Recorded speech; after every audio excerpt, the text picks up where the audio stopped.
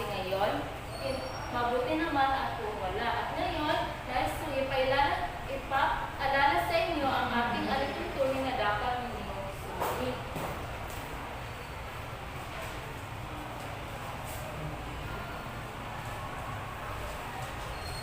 Maraming pang masabi mga bata.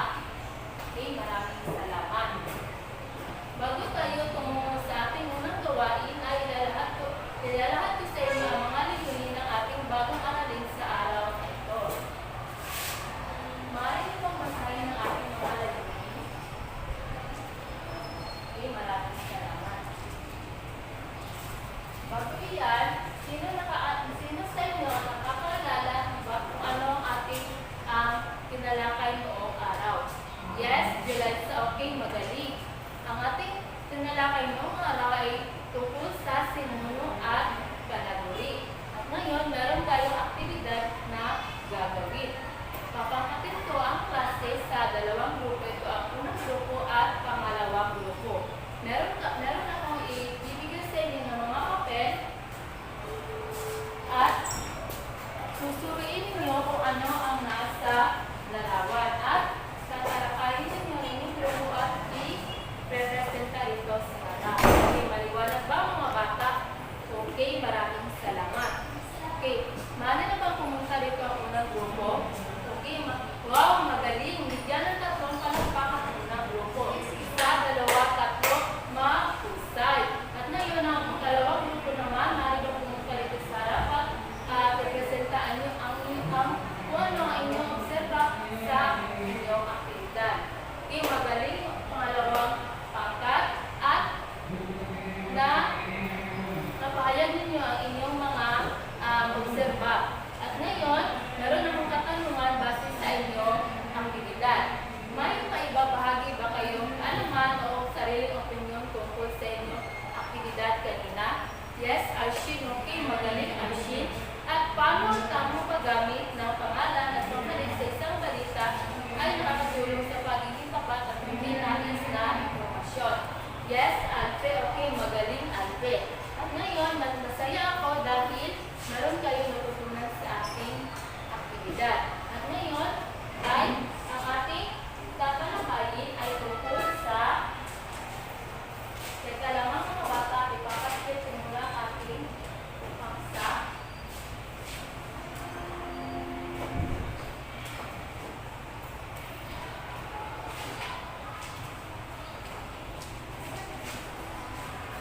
Ang ating paksa ay tungkol sa paggamit ng wastong pangalan sa pakikipag-usap.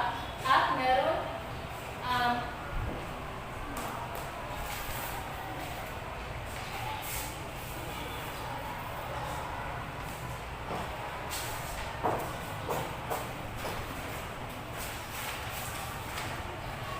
sandali lamang mga bata.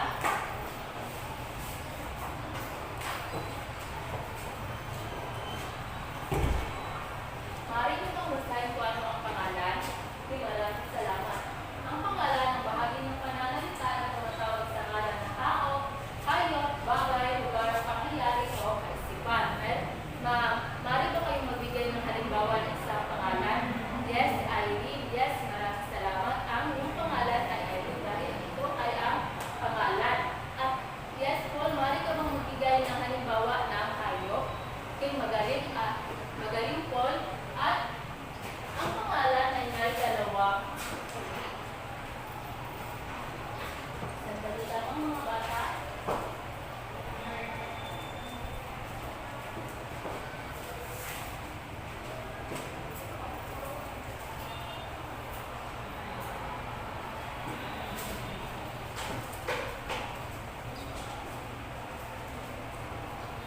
Ang pangalan ay meron dalawang uri, ang pantami at pampalana.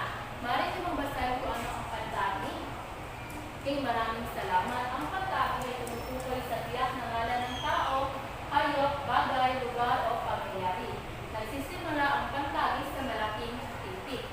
Makikita na dito sa halimbawa ng salitang pangalan na Rodrigo Duterte ay nagsisimula sa malaking titik na R. At ang pangalawa namang halimbawa ay ang maligayang Pasko. Makikita na dito sa halimbawa ng salita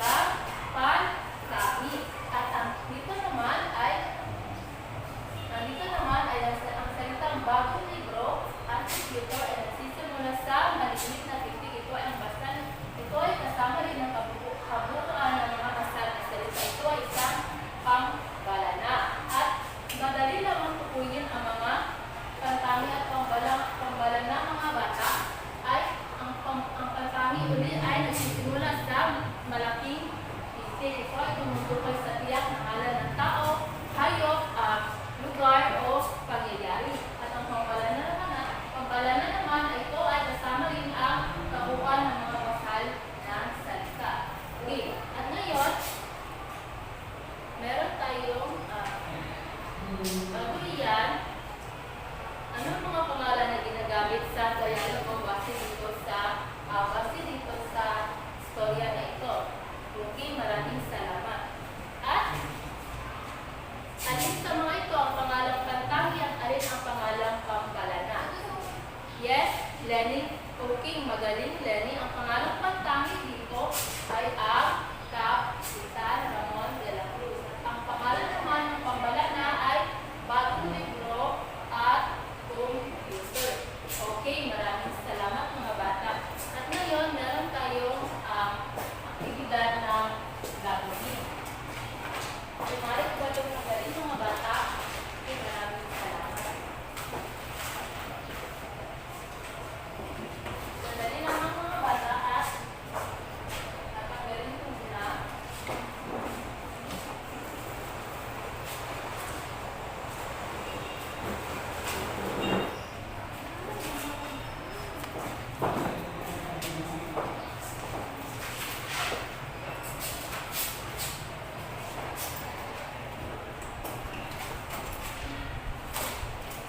Okay, maaari ba kayong kumuha ng isang apat na papel at sagutan yung mga katanungan?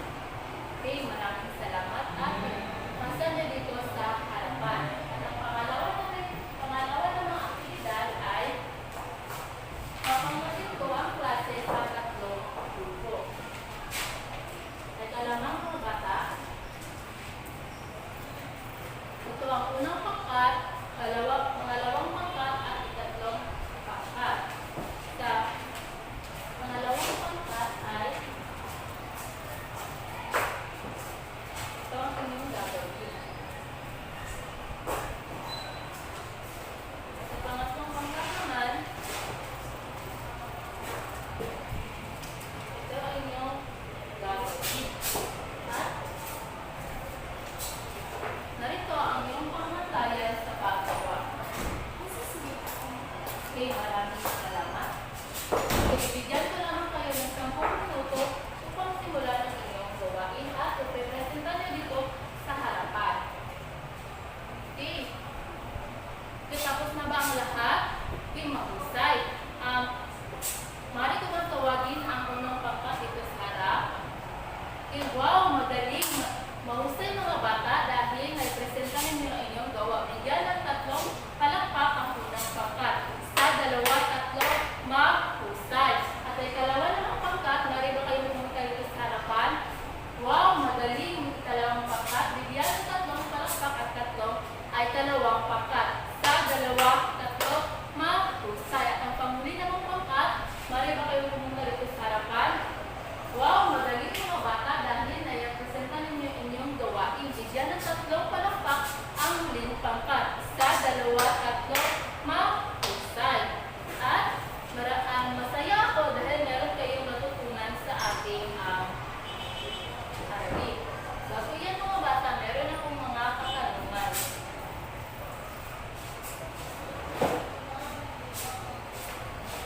Ang unang katanungan, ano ibig sabihin ng pantanong pangalan magbigay ng halimbawa? Yes, Rubilin, mahusay Rubilin. At ang pangalawa namang tanong, ano naman ang ibig sabihin ng pangalang pampalana magbigay ng isang halimbawa? Yes, Shirley, mahusay Shirley. At ang tatlo namang tanong, paano mo magsasabi na ang mga pangalan sa isang balita o sitwasyon ay nagagamit ng tama? Yes, Nova, Kim, magaling Nova. At ang ika-apat na tanong, ano ibig sabihin ng pagtukoy ng mga tamang panghalip at bakit ito mahalaga sa komunikasyon? Yes, Jana, mahusay Jana. At ang huli na tanong ay, paano nakakatulong ang mga pangalan at pangalan sa pagpapahayag ng tamang ay sa isang kwento o balita? Yes, CJ, mahusay CJ. Mahusay mga bata dahil meron kayong natutunan sa ating leksyon ngayon. At bago iyan, maaari ko ba itong tanggalin? Maraming salamat. Gumawa kayo ng isang tapat na papel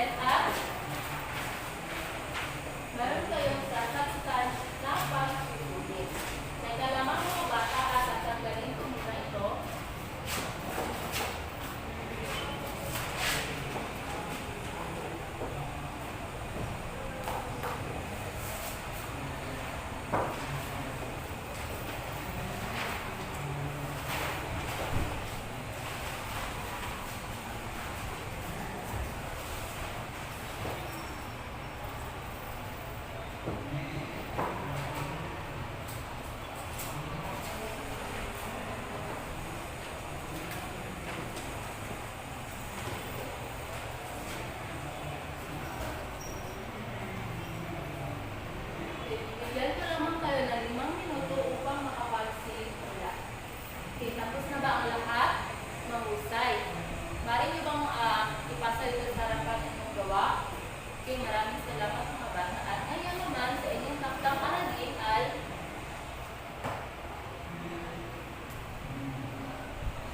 pakikuha na inyong kwaderno sa Pilipino at bukahin ang ating taktang aralin. Sumulat ng isang refleksyon hindi nabababa sa 5 pangusap tungkol sa kalagayan ng tamang paggamit ng mga pangalan sa iyong pang-araw-araw na komunikasyon sa paaralan, bahay o sa ibang mga sitwasyon. At meron tayong mga rubrics na inyong susundin.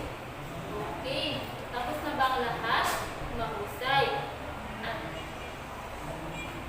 ngayon mga bata, maaari ba kayong magsitayo upang sa pagtatapos ng ating pagtatapos ng ating diskusyon ngayon? Okay, maraming salamat.